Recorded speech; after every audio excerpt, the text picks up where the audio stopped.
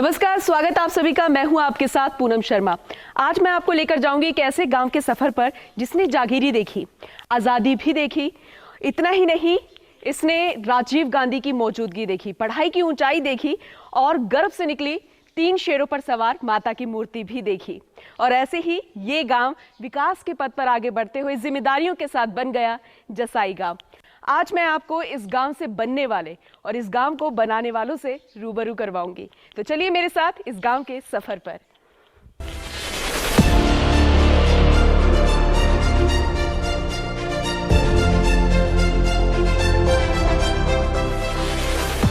अभी हमारे साथ मौजूद हैं यहाँ के ग्राम विकास अधिकारी गिरधर सिंह रांदा जी। आपका बहुत बहुत स्वागत है। नमस्कार बहन जी, वेलकम। आपका जसाई ग्राम पंचायत आपका हार्दिक स्वागत करते हैं, अभिनंदन करते हैं।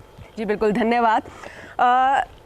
विकास अधिकारी है, विकास की तस्वीरें आपको दिखाएंगे हम, इनसे पर्सनल लाइफ से जुड़ी बातें भी आप तक पहुंचाएंगे, लेकिन इनकी जीवन से जुड़ी ये रिपोर्ट आपको ज़रूर देखनी चाहिए।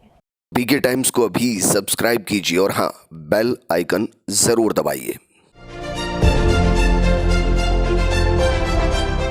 24 साल का नौजवान जो जिंदगी जीने का सलीका सिखा रहा है, बता रहा है कि मुश्किलें बहुत आएंगी दुनिया में तुम्हें गिराने, बचना नहीं टकराना फितरत बना लो अपनी, जीतना है हर कीमत पर ये जिद बना लो अपनी। मासूम ही आंखें, इनमें दर्द का सैलाब लिए, चेहरे की मुस्कान के साथ गम का घाव लिए, रौबदार मूंछों के साथ मौत का इतिहास लिए, ये जिंदगी है गिरधर सिंह रांदा की।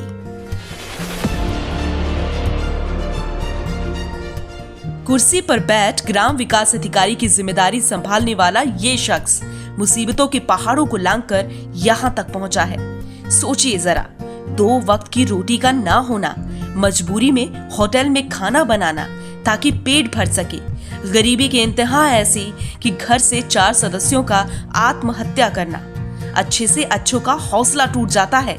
लेकिन ये रांदा है जो रोते हुए आंखों से आंसू नहीं टपकाते, बल्कि उन आंसुओं को आंखों में कैद कर गरीबी को हराने का हथियार बनाते हैं। बार बार परीक्षा देते हैं, हारते हैं।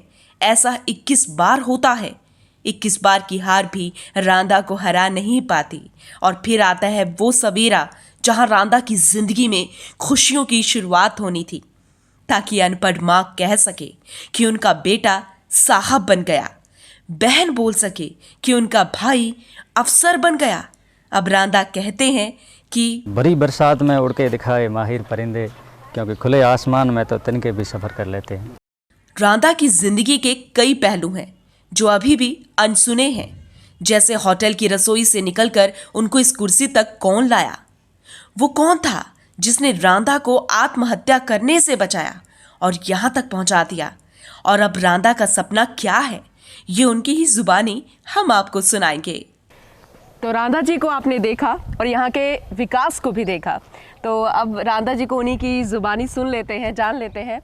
मेरा आपसे पहला सवाल यही है कि अभी फ़िलहाल आप उस कुर्सी पर पहुँच चुके हैं, अधिकारी बन चुके हैं, जो आपका सपना रहा है। तो सबसे ज़्यादा खुशी जो थी वो किस बात की थी, कि आपने वो सपना जो है वो पूरा कर लिया है, या फिर जो इससे पहले की जो 21 असफलताएँ थी उसको आपने हरा दिया है? नहीं, सबसे बड़ी खुशी सरकारी नौकरी मिलने की नहीं थी। उससे ज़्यादा सबसे ज़्यादा खुशी ये थी कि 21 बार एग्ज़ाम देकर जब 22वीं बार सक्सेस हुआ था, और जो उस एग्ज़ाम में जब हार का सामना करना पड़ा था, उन हारों को हरा कर जब जीता था, तभी जब खुशी मुझे मिली थी सबसे ज़्यादा। और चलिए, ये हमारे सहकारी बैंक आ गया है, तो आपको विकास की इस कड़ी में सबसे पहले आपको सहकारी बैंक बताते हैं, जिससे यहाँ के किसानों को बहुत फ़ायदा मिल रहा है। लाखों रुपए का यहाँ पर किसानों को लोन वगैरह मिल रहा है, और जो खाद है, बीज है वगैरह है, उनकी जो सुविधाएं हैं इन बैंक के माध्यम से जो मिल रही है, ये आपको बताते हैं। उनकी किसानों को बहुत अच्छी सेवाएं मिल रही है यहाँ पर। यहाँ के जो मैनेजर है, नहीं, वाकई कमाल की बात है, क्योंकि ये पहाड़ी इलाका है, पहाड़ी से घिरे छोटे से गांव में बैंक का होना, तो गाँवों को काफ़ी सुविधाएँ यहाँ पर मिली होंगे। बिल्कुल। यहाँ का दूर दूर चितराई हुई ढाणियाँ हैं, किसान वगैरह जो अनपढ़ लोग हैं, तो वो लोग क्या अशिक्षित लोग हैं, तो उनको ज़्यादा जागरूकता लेने वाला कोई नहीं था। तो यहाँ के मुख्य कार्यकारी अधिकारी साहब है, तो इनके द्वारा किसानों को जागरूक करके और उनको खुद को बुलाकर, और यहाँ तक कि घर घर जाकर भी उनको सुविधाएं दी जा रही है। मतलब सहकारी बैंक के माध्यम से मतलब आज सैकड़ों किसानों को लोन मिल रहा है, खाद बीज वगैरह इनके जो भी है किसानों को सारी सुविधाएं जो बैंक के माध्यम से मिल रही है, जो अच्छी तरीके से बिल्कुल। अगर विकास के काम करने हैं तो फिर शुरुआत तो बैंक से ही होती है। चलिए, बैंक की बात हो रही है, बैंक की तस्वीर भी हमने दिखा दी है। आपका बैंक बैलेंस कितना है? नहीं, हमारा बैंक बैलेंस तो खैर बस बराबर दाल रोटी मिल रही है, बस यही। चलिए, अच्छा है। इससे पहले हम बात कर रहे थे सपनों की। किताबों में ये कहानी हमने पढ़ी, एक राजा था, वो भी बार बार हार रहा था। तो एक बार गुफा में जब वो हार के बैठा होता है तो एक मकड़ी को वो देखता है जो बार बार प्रयास करती है, आखिर में वो विजय हासिल कर लेती है। तो आपकी ज़िंदगी की मकड़ी कौन सी थी?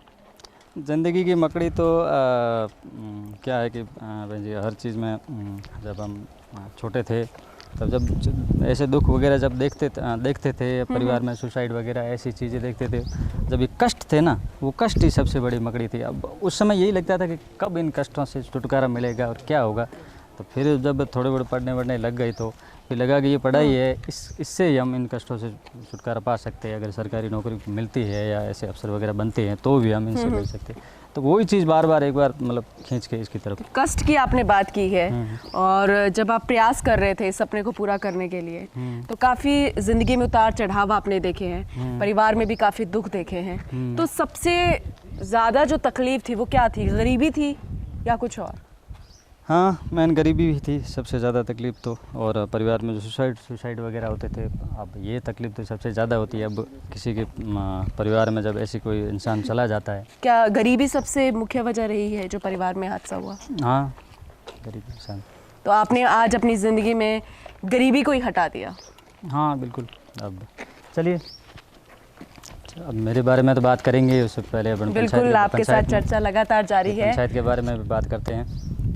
ये हमारे आंगनवाड़ी केंद्र है, तो यहाँ पर महिलाओं और बच्चों के जो टीकाकरण है वगैरह है उसकी सुविधाएं मिल रही है। बच्चों को पोषाहार है वगैरह, ये बहन जी है बहुत अच्छी सेवाएं देते हैं। और हर टाइम आंगनवाड़ी खोलना, महिला बच्चों को घर घर जाकर जो उनके जैसा बच्चा को जो सुविधाएँ मिलती है वो इनके माध्यम से पूरी मिल रही है। और ग्राम विकास में भी इनका पूरा जी।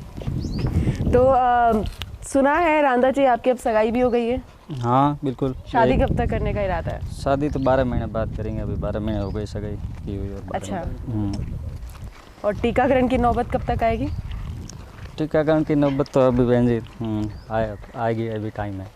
अच्छा, चलिए, हम बात कर रहे थे विकास की तस्वीरें तो हम लगातार देख रहे हैं, और इसके अलावा गरीबी को आपने अपनी ज़िंदगी से निकाल ही दिया है फ़िलहाल।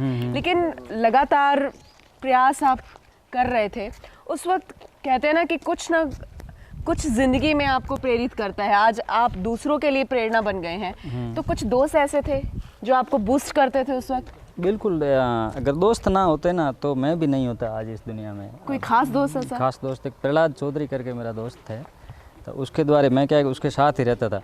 तब वो गरीबी भी देखी, अब मेरे जितना भी कष्ट होता था तो वो एक बार मतलब मेरे में अंदर ऊर्जा भरता रहता था कि गिरधर कुछ नहीं है, ये सब चीज़ें नॉर्मल चीज़ें है, सब अच्छा हो जाएगा। और हालांकि उसका सपोर्ट भी बहुत अच्छा रहा था।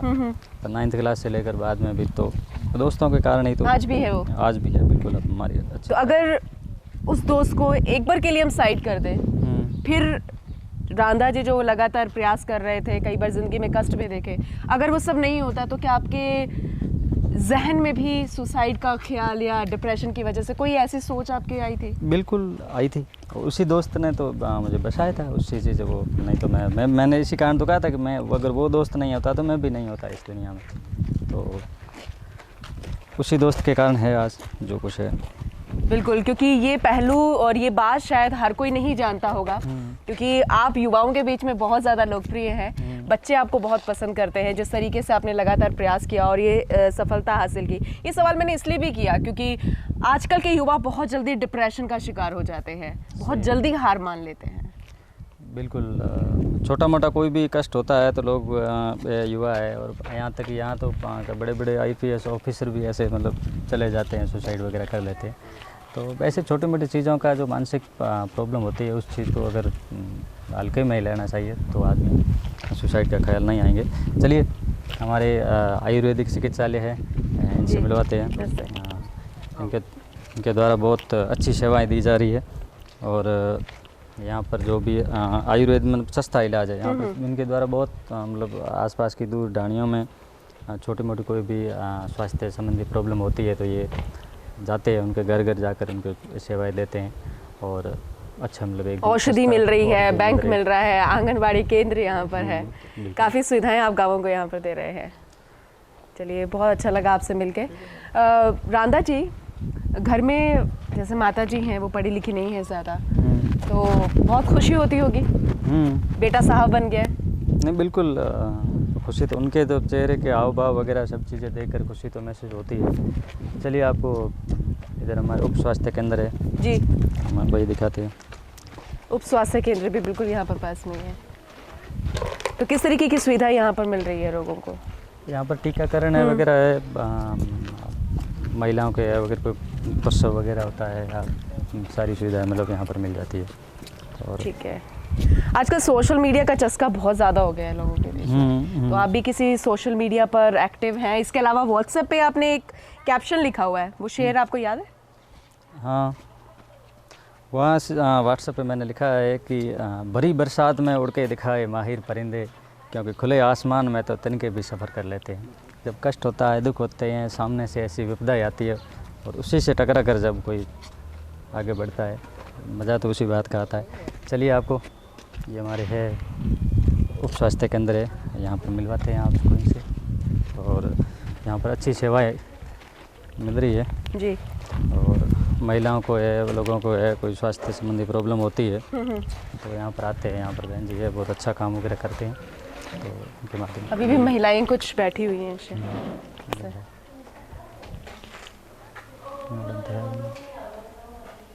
चलिए, काम तो लगातार यहाँ पर हो रहा है, काफ़ी सुविधा यहाँ पर गांव वालों को मिल रही है। बिल्कुल, बहुत अच्छी सुविधा मिल रही है यहाँ पर। तो प्रेरणा लोगों को मिल रही है और साथ में आप वो मैसेज भी उन तक पहुँचा रहे हैं। तो युवाओं के लिए फ़िलहाल क्या मैसेज है? क्योंकि आप पूरे तरीके से कोशिश कर रहे हैं कि जो विफलताएं आपने महसूस की है, जो हार आपने महसूस की है, आज के युवा जो तैयारी कर रहे हैं वो इतनी हार या विफलताएं वो महसूस ना करें। किस तरीके का मैसेज आप देंगे? उनके लिए यही मैसेज है कि बस लड़े रहें, डटे रहे। मैदान में भागने वालों को कोई नहीं पूछता है, अंत तक जब मैदान में टिके रहता है उसी को दुनिया वाले लोग पूछते हैं। तो टिके रहें, लड़े रहें, डटे रहें, तो एक बार जीत ज़रूर मिलेगी। चलिए, बहुत बढ़िया। और यही फ़लसफ़ा है ज़िंदगी का, अगर जिसने इस पर जीत हासिल कर ली तो उसकी जीत तो निश्चित है ही है। ये ग्राम विकास अधिकारी की कुर्सी जो है, ये आपका अंतिम पड़ाव है या आगे की तैयारी भी जारी है? नहीं, ये तो शुरुआत है।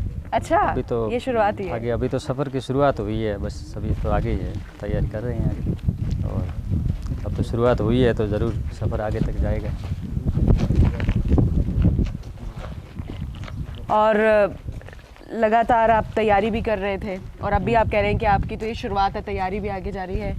इस बीच आप खाना भी अकेले बनाते थे, बहुत सारी चीज़ें ऐसी थी जो आपने स्वतंत्र की हैं। तो कौन कौन से ऐसे काम थे जो आपको खुद करने पड़े और अब जिसकी आदत हो गई है अब आप? अरे खाना तो अभी भी अकेले बनाना पड़ता है, क्योंकि गांव जाते हैं भाई, शादी के लिए अभी टाइम है। शहर में जाते हैं तब तो अकेले बनाना पड़ता है, बाकी गांव में होते हैं तब तो मम्मी पापा बना देते हैं। और बाकी एक बात है कि सब मैंने क्या एक सारा काम कर दिया, मतलब एक वहाँ उस टाइम होटल पे काम करने से लेकर ढाबा पे है, कोई बाथरूम साफ करना है, सफाइयाँ करनी है, खाना बनाना है, उससे लेकर सिक्योरिटी गार्ड का काम है, आइसक्रीम बेचने का काम है, मतलब सारा काम मैंने कर लिया। तो अब उन चीज़ों से मुझे फ़ायदा ये मिला कि अब एक्सपीरियंस मेरे पास सब है। मैं यानी अब छोटे से छोटा काम भी कोई करना पड़ता है ना, मान लो अब यहाँ पे कोई पंचायत का भी कोई काम किसी का होता है, छोटे से छोटा काम वो भी मैं कर लेता हूँ, क्योंकि उसमें संकोच होता नहीं है। अभी हमने एक शौचालय बनवाया था, एक कोई बुढ़िया थी, उसके अच्छा समीक्षा थी, उनके 2 दिन थे, अंतिम तिथि बची। जिनके साथ आपकी शादी होने वाली है, सगाई हो गई है, उन्होंने आप में कहीं यही खूबियाँ तो नहीं देख ली थी? नहीं, हमारे सगाई होती है तो यहाँ की परंपरा रीति रिवाज के अनुसार मम्मी पापा वगैरह वही तय करते हैं, मैं वो देखने का कोई अधिकार नहीं है। आप सीधा सीधा ये कह रहे हैं कि लव मैरिज नहीं है ये? हाँ, अरेंज मैरिज होगी। तो हम आपके पहुँच चुके हैं कार्यालय में। बिल्कुल, पधारिए। ये हमारा ऑफिस है, ग्राम पंचायत। और इधर ये तो आप बता रहे थे कि खाना आप खुद वगैरह बनाते थे, तो आगे भी शादी के बाद भी जारी रखेंगे? शादी के ये बाद मौका आप किसी को भी सौभाग्य मिलेगा इसका या नहीं? इस बारे में तो क्या कह सकते हैं, मैं रिकमेंड। अच्छा, तो ये जो कुर्सी है फिलहाल तो अभी आप बैठते हैं, लेकिन क्या आपकी जो फियांसी है उन्होंने जिद की है कि जब मैं यहाँ पर आऊँगी तो इस कुर्सी पर एक बार ज़रूर बैठूंगी? नहीं अच्छा, उन्होंने जिद नहीं की है। तो अपनी फैमिली से कौन कौन है? आपकी छोटी बहन, मम्मी पापा? फैमिली में मम्मी पापा है, छोटी बहन है और एक भाई है। वो यहाँ पर आए आपके ऑफिस में? नहीं, वो नहीं आए अभी तक। उन्होंने आने का मैंने बोला था, मैंने कहा आप चलिए हमारे ऑफिस वगैरह दिखाते हैं आपको, तो उन्होंने कहा नहीं आएंगे, अगली बार कभी भी चलेंगे, एक बार लाएंगे उनको कभी। मम्मी पापा बहुत खुश हो जाएंगे, आप उन्हें ज़रूर लेकर आइए जल्दी यहाँ पर। बिल्कुल लाएंगे यहाँ उनकी, मेरी तो इच्छा है उनको लाने की, पर वो उन्होंने कहा था हम चलेंगे तो मैंने कहा था हाँ। और जिन अपनों को आपने खो दिया है, अगर वो आज होते तो आपको लगता है खुशी 4 गुना और ज़्यादा होती? वो तो सबसे बड़ी चीज़, अब मेरे मन में यही ख्याल आते हैं कि काश जो चले गए हैं वो अगर ज़िंदा होते अभी तो वो मुझे मतलब एक सक्सेस हुआ आदमी देखते या एक अधिकारी बना हुआ आदमी देखते, तो वो सबसे बड़ी चीज़ होती। खैर वो तो मलाल ज़िंदगी भर रहेगा ही ये चीज़। आपने अपनी ज़िंदगी में कई उतार चढ़ाव देखे हैं, आपने गरीबी भी देखी है, भूखमरी भी देखी है, कई काम किए हैं और फिर उसके बाद इतनी हार भी आपने देखी, लेकिन अब आप इस कुर्सी पर हैं। तो क्या आप नहीं चाहते या फिर आपका ये आपने कभी सोचा है कि सरकार आपकी जो जीवनी है, कहानी है और लोगों तक पहुंचाए, जो 1-2 हार के बाद बिल्कुल डिप्रेशन में आ जाते हैं? खैर वो तो है ही। बाकी सोशल मीडिया वगैरह में इधर उधर स्कूलों में वगैरह यहाँ कॉलेजों में जाता रहता हूँ, उनको लोगों को मोटिवेट तो करता हूँ कि भाई अब मैं ये कर सकता हूँ तो आप क्यों नहीं कर सकते। ये चीज़ तो खैर होती है, बाकी तो वो चीज़ है। इसके बाद मैं देख रही हूँ कि आपके कार्यालय में यूनिफॉर्म देख रही हूँ, ड्रेस कोड देख रही हूँ, तो ये आपने ऐसे क्यों बनवा दिया? ये एक स्कूल की तरह यूनिफॉर्म क्यों? ये तो बहन जी क्या हुआ कि यहाँ पर कोई भी अनपढ़ लोग यहाँ ग्रामीण वगैरह आते हैं तो उनको ये पता नहीं होता है कि भाई कौन यहाँ का कर्मचारी है और कौन यहाँ का नहीं है, तो इसलिए हमने एक रूपता लाने के लिए ये ड्रेस टाई बेल बूट रखी, ताकि कोई भी अनपढ़ लोग है, महिलाएं वगैरह आए तो उनको ये ड्रेस में दिखे तो उनको पता चले कि ये भाई पंचायत। कहीं आपका सपना प्रिंसिपल बनना तो नहीं था ना? कि प्रिंसिपल की कुर्सी की तरफ बैठना है और सब पूरे स्टाफ को बच्चा बना दो और खुद प्रिंसिपल की तरह? नहीं नहीं ऐसा कुछ नहीं। अच्छा, ऐसा कुछ नहीं था।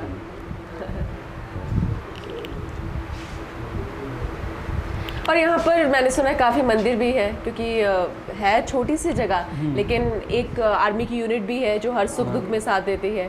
कई मंदिर भी है, हिंगलाज माता मंदिर भी बहुत फेमस है यहाँ माता का मंदिर है यहाँ का, सबसे भारत का एकमात्र हिंगलाज माता का मंदिर है जो मूर्ति मतलब प्राकृतिक रूप से अपने आप प्रकट हुई है। अच्छा। एक तो पहला मंदिर तो हिंगलाज का पाकिस्तान में है, हाँ, वो मतलब सबसे बड़ा बलूचिस्तान में। हाँ, बलूचिस्तान में। तो उसके बाद में इंडिया में जो ये मंदिर है ना, ये हिंगलाज माता का एकमात्र मंदिर है जो जिसकी मूर्ति अपने आप प्राकृतिक रूप से प्रकट हुई। तो उसके बाद में यहाँ के उसके मंदिर के बहुत मतलब पर्चे हैं, चमत्कार है, तो लोग दूर दूर से मतलब पर्यटक वगैरह लोग आते हैं। प्राकृतिक रूप से एक झरना बह रहा है, वो 12 मास बहता रहता है, और बाकी भी गाँव वालों को मतलब कई सारे ऐसे चमत्कार देखे हैं, तो उस कारण वो मंदिर आज भी लोगों की आस्था का विषय बना। चलिए, बहुत बहुत शुक्रिया हमसे बात करने के लिए और आपकी ज़िंदगी के वो अनछुए पहलू हम तक पहुंचाने के लिए, क्योंकि आपकी कहानी वाकई प्रेरणा स्रोत है हर किसी के लिए। जो युवा है यहाँ का, उनके लिए वाकई ये प्रेरणा देने वाली कहानी है।